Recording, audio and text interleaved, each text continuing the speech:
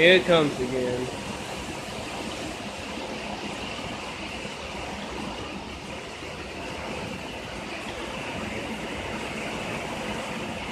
Yep, this is the active Hurricane Harvey here.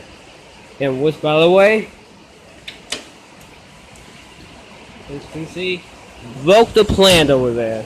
Yeah, before it was sticking up in the air, and now it's broken. As you can see, this is ridiculous. Oh,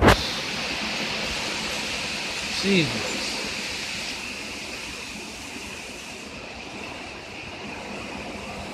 Whoa.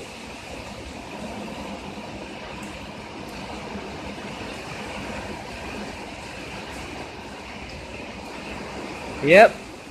Definitely the active Hurricane Harvey.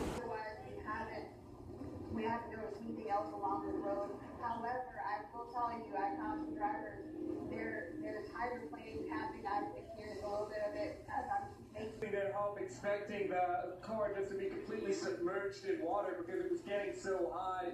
Got flooding literally all over the place. Down here in all the water, you're just seeing so many things floating around. I see pieces of vehicles, I guess just debris that's been on the road. I'm seeing trash.